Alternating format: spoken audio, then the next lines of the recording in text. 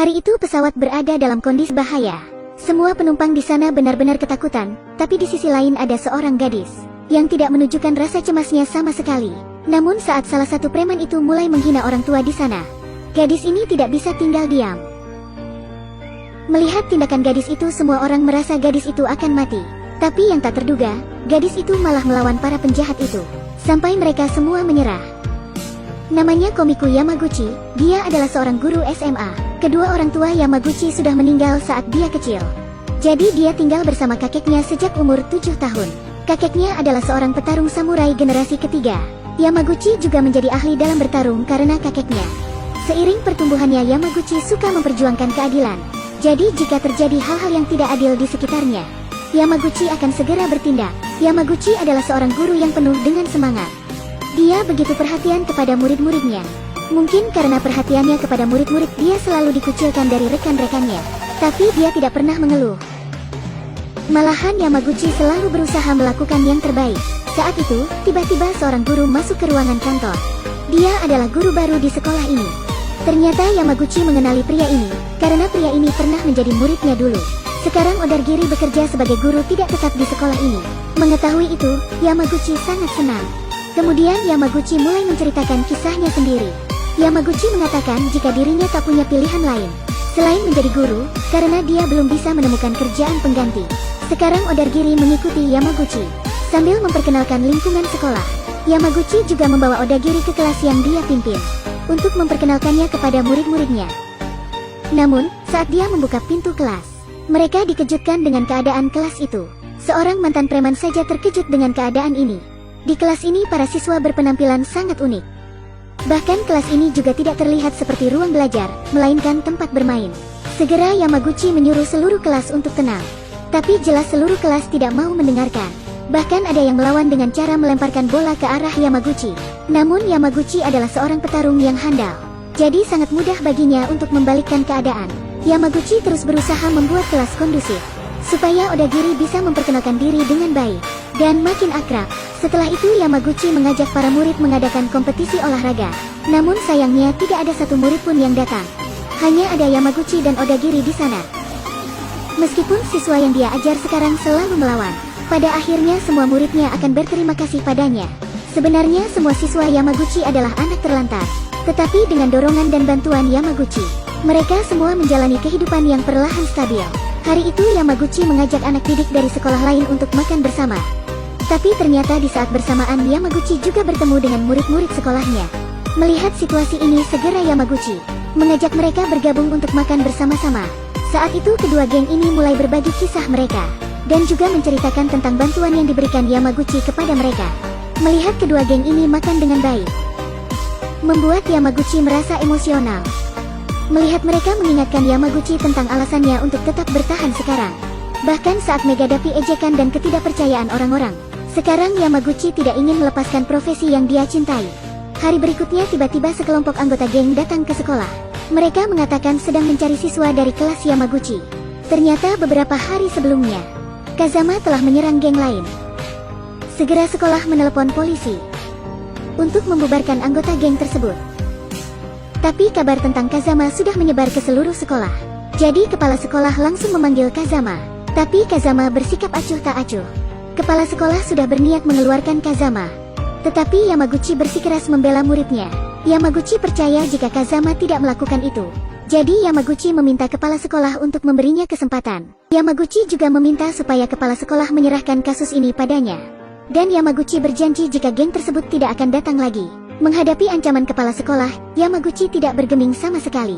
Dia tetap berdiri kokoh di sisi para siswa untuk membela mereka. Kazama yang melihat kejadian ini benar-benar merasa tersentuh, karena mereka belum pernah melihat seorang guru yang berani berkorban untuk melindungi murid-muridnya. Sekarang Kazama tahu jika para gangster itu tidak akan menyerah. Agar masalah tidak semakin besar, Kazama berinisiatif untuk pergi menyerang mereka lebih dulu. Namun ketika Yamaguchi mengetahui ini, dia sangat marah. Bukan karena kecerobohan Kazama, tapi karena teman-teman Kazama. Tidak ada yang pergi membantu Kazama sama sekali. Segera Yamaguchi mendatangi tempat Kazama. Saat sudah berada di sana, Kazama sudah sekarat. Untuk menyelamatkan Kazama, Yamaguchi langsung menyerang para musuh-musuh Kazama. Padahal sebelumnya Yamaguchi tidak pernah menunjukkan keterampilannya. Setelah pertempuran panjang itu, tiba-tiba Odagiri datang. Segera Odagiri bekerja sama dengan Yamaguchi untuk menghabisi semua gangster itu. Setelah pertempuran selesai, teman-teman Kazama datang untuk meminta maaf padanya. Kemudian mereka juga membantunya untuk berjalan kembali ke sekolah. Sejak saat itu, para berandalan ini mulai berubah pikiran tentang Yamaguchi. Mereka juga mulai menyapa Yamaguchi di sekolah. Baru saja Yamaguchi merasakan tenang, tiba-tiba masalah baru muncul lagi. Sekarang Yamaguchi menjadi tersangka polisi karena diduga terlibat dalam transaksi narkoba. Polisi juga memberikan bukti yang kuat kepada sekolahan. Selain itu, Kazama juga telah menghilang sejak penangkapan Kasusu itu. Jadi berdasarkan semua bukti dan dugaan itu, polisi menuduh Kazama sebagai pelakunya. Sekarang semua guru menuduh Kazama atas kejadian itu. Namun hanya Yamaguchi yang yakin bahwa muridnya tidak akan melakukan hal seperti itu. Ia tidak peduli dengan apapun yang sudah terjadi. Yamaguchi hanya ingin mendengarkan langsung dari Kazama. Di saat Yamaguchi akan pergi, murid-muridnya juga sudah mengetahui situasinya.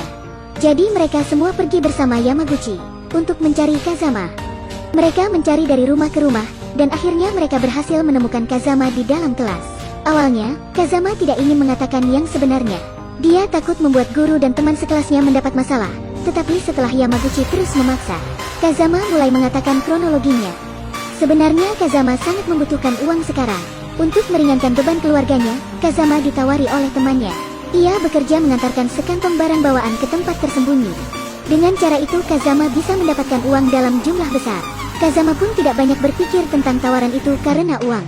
Setelah itu Kazama akan mengantarkan barang bawaannya ke dermaga. Kemudian penerima akan memintanya untuk memeriksa barang bawaannya. Setelah selesai Kazama harus membawanya ke dalam mobil, namun saat sedang berjalan, Kazama tidak sengaja memecahkan salah satu keramik yang mengakibatkan obat itu jatuh. Karena ketakutan Kazama mencoba melarikan diri. Tetapi serangan dari pria itu terlalu kuat. Di saat bersamaan, polisi tiba-tiba datang. Dalam kepanikan, Kazama meninggalkan dompetnya. Lalu Kazama bersembunyi di gudang untuk menghindar dari polisi. Kazama tahu ini adalah situasi yang sangat berbahaya. Jadi Kazama berusaha sekeras mungkin untuk terus bersembunyi. Setelah mendengar penjelasan Kazama, Yamaguchi merasa percaya pada Kazama. Kemudian Yamaguchi memberikan pelajaran pada murid-murid lainnya. Mencari uang itu bukanlah perkara mudah. Uang memang penting, tapi uang bukan segalanya. Setelah perbincangan itu Yamaguchi membawa Kazama ke rumahnya. Yamaguchi juga meminta bantuan keluarganya untuk mencari tahu siapa dalang di balik narkoba itu. Dengan bantuan keluarganya, Yamaguchi langsung menemukan dalangnya. Dia adalah bos dari kartel narkoba di salah satu kotanya. Pengusaha itu juga memiliki pengaruh kuat untuk area pemerintahan berikutnya. Karena kekuasaannya yang besar, pengusaha itu menggunakan remaja seperti Kazama untuk mengantarkan obat mereka. Jadi kalau mereka tertangkap, polisi tidak bisa berurusan langsung dengan mereka. Saat Yamaguchi sedang mencari fakta-fakta tentang bos itu, ternyata murid-muridnya menguping dari luar. Mendengar itu mereka memutuskan untuk mengungkapkan kebusukan pengusaha itu dengan cara mereka sendiri demi membela keadilan bagi Kazama. Sekarang mereka sedang mengintai gedung pengusaha itu untuk masuk ke dalam. Kemudian setelah pengintaian mereka menemukan sejumlah keramik besar yang berisi narkoba di dalamnya. Setelah menemukan bukti itu, mereka tidak bisa berbuat apa-apa karena mereka dikepung oleh para penjaga. Para penjaga juga mengancam anak-anak itu dengan pistol. Tapi untungnya kedua penyelamat ini datang di waktu yang tepat dan langsung menghabisi para penjaga di sana. Di saat bersamaan bos besar itu sedang dalam kegiatan yang sangat penting. Jadi inilah momen yang sangat tepat untuk membuka topeng busuknya, supaya seluruh kota tahu siapa dia sebenarnya. Saat ini tidak banyak penduduk yang tahu sifat asli dari tokoh itu. Untuk tindakan selanjutnya, Yamaguchi menyuruh murid-muridnya untuk berjaga-jaga. Dan Yamaguchi bertugas untuk mengekspos kejahatan pengusaha itu. Sementara pengusaha itu berpidato, Yamaguchi sudah bersiap untuk mengacaukan bos itu. Saat Yamaguchi sudah berada di panggung, para siswa juga sudah bersiap untuk menyebarkan barang buktinya ke seluruh media siaran yang ada di kotanya. Ketika berita itu keluar, publik langsung gempar. Tidak hanya itu, para siswa juga menunjukkan kepada penonton pistol yang dibawa oleh anak buah bos itu. Melihat kondisi ini, para penonton langsung ketakutan dan pergi berhamburan. Tempat yang tadinya ramai berubah menjadi sepi dalam seketika. Sekarang mereka saling bertatapan. Tak lama setelah itu, bos besar memerintahkan anak buahnya untuk menyerang Yamaguchi. Langsung 5 pria besar bersiap menyerang Yamaguchi. Meskipun Yamaguchi sangat terampil, Yamaguchi kalah dalam jumlah massa. Sekarang Yamaguchi dan Odagiri mengalami masa-masa krisis. Para gangster juga mengancam Yamaguchi dengan cara menyekap Odagiri, supaya Yamaguchi tidak melawan mereka lagi. Para preman ini terus menyiksa Yamaguchi. Di saat bersamaan, Para muridnya mengetahui berita itu dan segera menyusul Yamaguchi. Meskipun mereka masih pelajar, mereka menang jumlah dibanding penjahat di sana. Para murid sebenarnya tampak takut melihat para penjahat itu.